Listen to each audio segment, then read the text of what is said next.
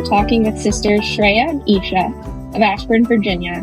They started a nonprofit NEST4US, and their mission, while it has changed slightly with the coronavirus pandemic, has continued full force. So Shreya and Isha, tell us a little bit about NEST4US and tell us about what you're doing amid the pandemic. Hi, I'm Shreya Venkat. And I'm Isha Venkat. And we are the founders of NEST4US, a nonprofit organization that provides volunteer solutions to the community in order to make the world better through kindness.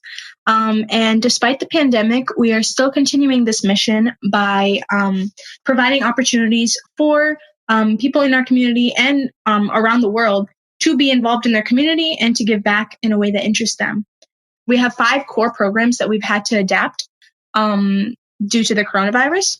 And so the first one is our Nest Nurtures program, which is our food redistribution program. Through this program, we serve homeless people and low-income families. Through Nest Nurtures, we have partnerships with many food businesses, including Starbucks and Panera Bread, through which we rescue their excess food at the end of every night. We have several food rescues that we collect this excess food from, and we redistribute this food to people in need. So basically those who live hungry in DC, Maryland, and Virginia. So we are partnered with over 23 different homeless shelters and food banks in the Washington metro area. And so during each food rescue, we make sure to follow our governor's COVID regulations of maintaining a distance of 6 feet between each volunteer and make sure that we keep our volunteer team to groups of 6 and under. And just over the past month, we've served those in need in the Washington metro area by donating over 3,000 pounds of food. Well, that's incredibly impressive. It's very hard to be a nonprofit right now. Yeah. It's very hard to be a volunteer-driven organization. And it sounds like you got that down pat by following local regulations and CDC regulations. But expand a little bit about the statement on the homepage of your website. It says, "Together we can make a difference." A lot of people are saying right now that we're together alone. So what advice might you have and what have you learned that you can share with other nonprofit volunteer-driven organizations? We kind of preach together we will make a difference. And I know right now a lot of people feel alone.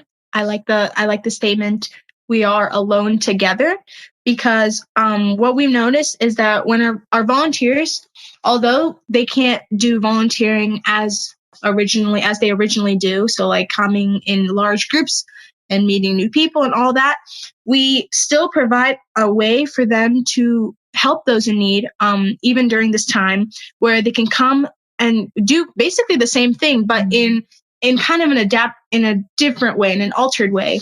And so we want to still be that family especially for those who don't have one. And especially now, since people who get to spend time with their family, people are able to spend more time with their families.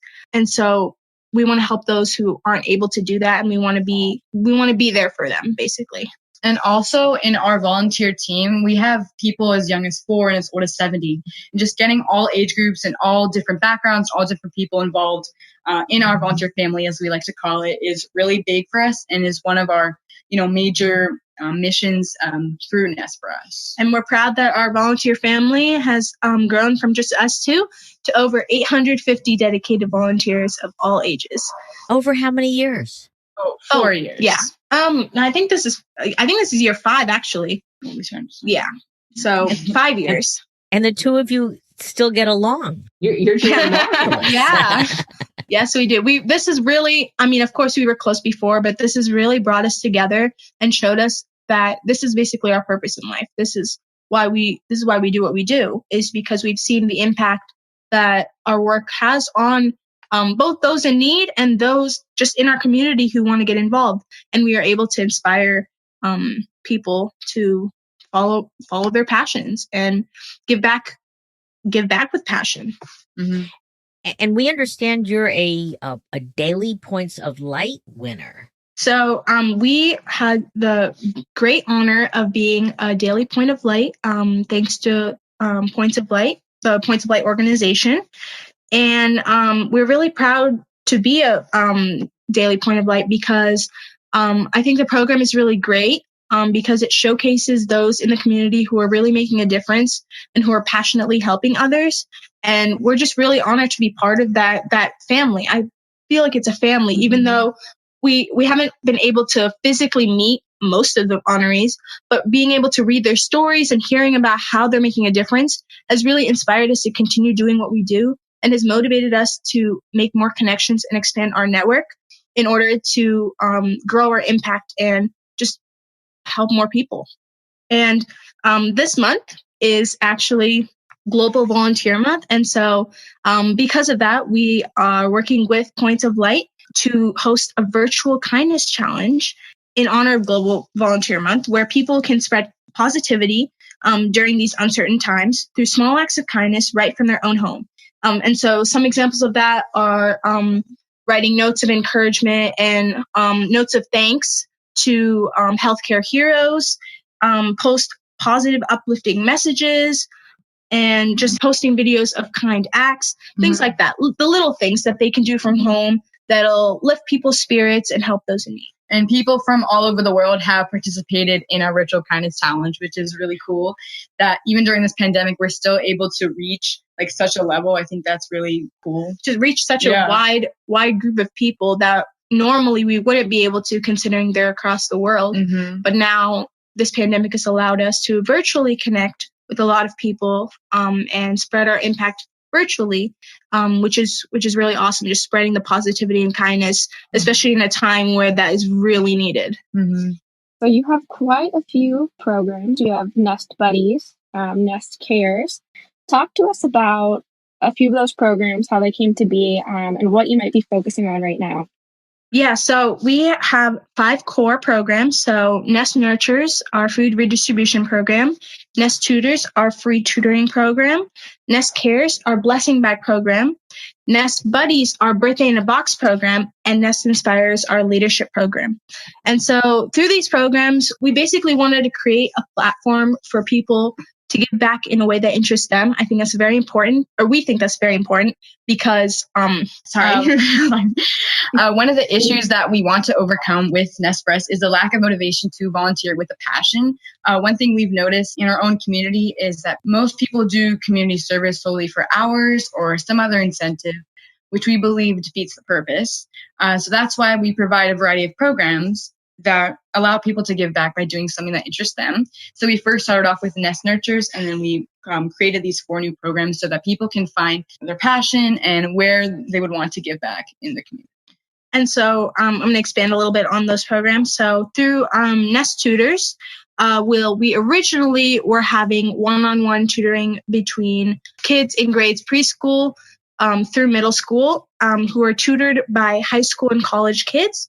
And so this was happening face-to-face, which provided a really good connection between the kids because we saw that the younger ones became more interested in learning, and the older kids were able to take on a leadership role and experience how it was like to teach the younger generation, which was really nice.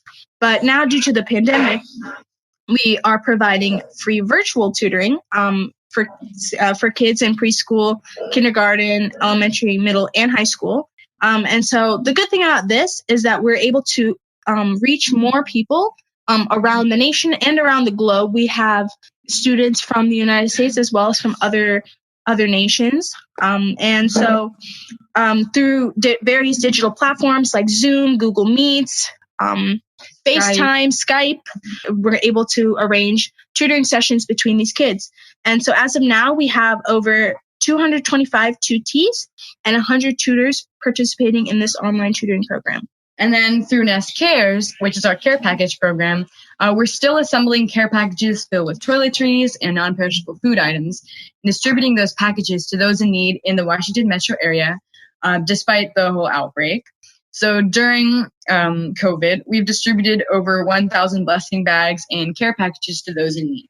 This pandemic has kind of halted two of our programs temporarily. Our Nest Buddies program, we were giving birthdays in a box to underprivileged kids in our community. And so basically those boxes would have a little cake, a gift card, a toy, a handmade card, a birthday hat, little things. So it's like a little mini birthday in a box, basically. The reason we have this program is because we believe that every child deserves to celebrate their special day.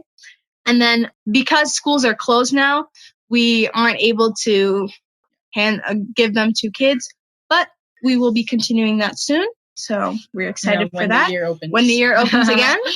And through Nest Inspires, which is our leadership program, the reason we decided to create Nest Inspires, which is our leadership program, is because we've been to a lot of different conferences and spoke at many schools where we met a lot of influential people, and we wanted to bring those same influential speakers and give our community a chance to experience the motivation and inspiration that we gained from them. And so that's why we decided to create this program as a free way for the community to experience what we experience, basically. And so through Nest Inspires, we're going to be providing a program where motivational speakers will share their work and share how kids can get involved in the community, how people can get involved in the community.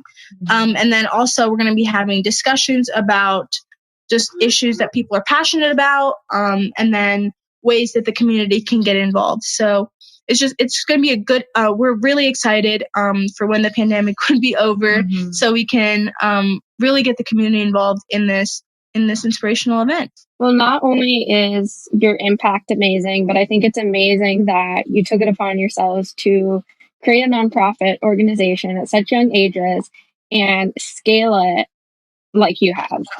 So I know that actually a lot of young people have reached out to me and said, I want to not just give my time and talents, but I want to start my own organization about something I'm passionate about. So what advice would you have for a young person who wants to create their own nonprofit program to give back?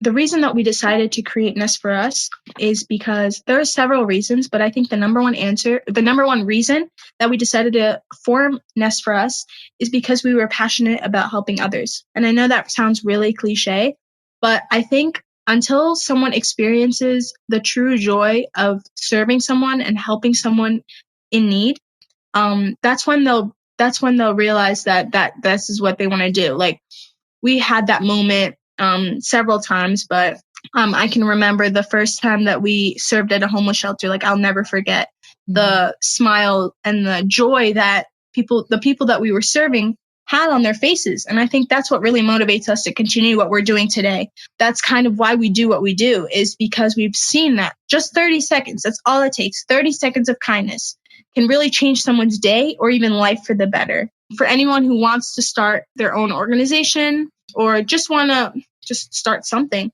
is to find a cause that they're passionate about and just follow that. And I think just following your passion and following your dreams, as cliche as it sounds, is the first step. And from there, you'll just find that it'll be easy because you'll be interested in what you're doing and you'll be able to inspire others to follow their passion as well. And also definitely getting your issue or your project out there, like spreading the awareness about it is really important to get people aware in your community about, what's going on and what you're doing. That's really important. Like, social media is huge, especially on how they can help. I think the awareness really helps people realize and how they can be part of the solution. One other insight I'd like to know is, when you are working with a brother or a sister, what are the some key rules to follow so that you stay really close and not fight? So one of the best parts about working with your siblings is that we talk about Nest literally 24/7. Like, it'll be whether we're driving to soccer practice, we'll be talking about Nest.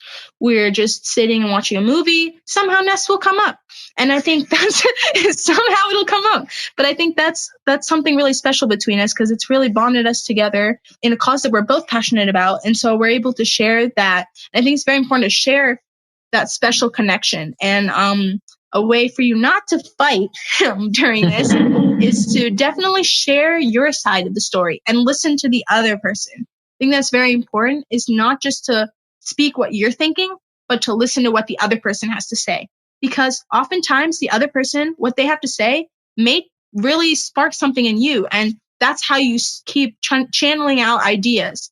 And that's basically how these programs were born. We were talking about what we were interested in, brainstorming what we noticed in our community, and then how we can help, and then ways that we can get the community involved, and then boom, boom, boom. And then it's just ideas start flowing out. And discussion is very important between basically leaders and siblings in general, but leaders, community leaders, you have to be able to collaborate and work things out. And you don't need to let something very simple get in the way of or derail you from the main goal, which is helping others. Well, I think what we've learned is that 30 seconds of kindness, can you imagine if everyone on Earth just practiced 30 seconds of kindness a day, what the world would be like? Yes. I mean, no one really needs any special skills to, impact someone's life in a positive way. I mean, that's kind of what we feel. And a lot of people, doubted us in the beginning. They're like, oh, they're just kids. Like, how can they make a difference? But just showing our impact, I think that's what changed their mind, is showing that no matter how old you are, no matter how rich or poor you are, you can make a difference if you want to. It's just you need to take that first step and have that passion of really truly giving back to someone with your heart. And I think that's what we really want to inspire others to follow that same passion. And you're both doing wonderful work. So our listeners can support NEST4US and learn more about the organization at NEST4US.org. They can also learn more about Points of Light and the daily Points of Light at pointsoflight.org. So Shreya and Isha, thank you so much for your time today. Thank you for what you're doing, and I hope we'll stay in touch. Thank you. Thank you. Spread kindness, not the virus.